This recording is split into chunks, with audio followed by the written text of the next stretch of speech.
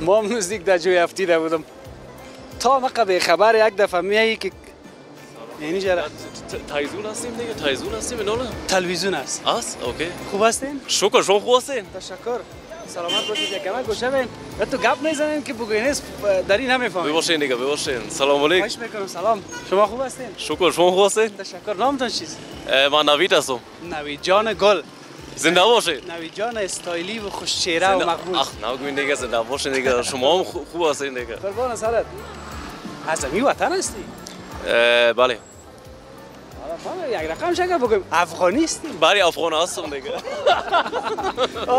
عالمی لحجه قسم گپ زد ما ایران ممتم شاید ببخشید فوسم یکم ضعیف هست دیگه خب نوید جان این بو حتما بیرون زندگی کردی خارج بله یا بله یا کجا زندگی کردی کجا زندگی دیگه سلام خب نواز از آلمان خب او چی تان میشه مادر جان بیبیم است خب بیبی جان همی بیبی ها ما شما را سر دست کلان کردن بله یا بسیار خدمت های ما را کردن خدا ما شما را توفیق بده خدمت بکنیم خدا ببخشه بیبی که ما فوت کرده اما بیبی تو را خدا عمر دراز نصیب زنده باشین نوید جان چند سال در آلمان زندگی کردی چند سال 21 سال 21 سال چند ساله بودی که از اینجا رفته بودی اینجا یک ساله بودم دیگه یک ساله یک ساله خیلی دیگه تو همین کل شیره و شربت نوجوانی و جوانی یارا کلش در آلمان تیدی آلمان برای چرا نامدی در 21 سال دیگه اینجا هم جنجال بود جنگ بود دیگه نه در افغانستان زیاد جنگ بود دیگه نه از این خاطر یعنی باز در دوره جمهوریت هم نامده بودی نه این اولین بار اولین بار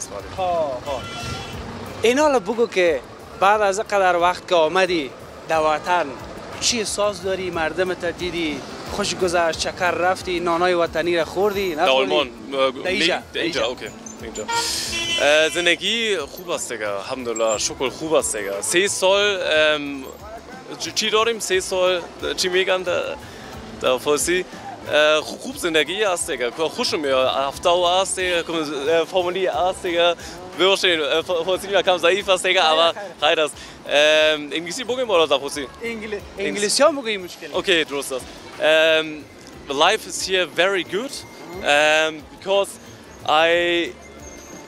it's my first time here in Afghanistan and we have peace here since 3 years. 3 years we have here peace.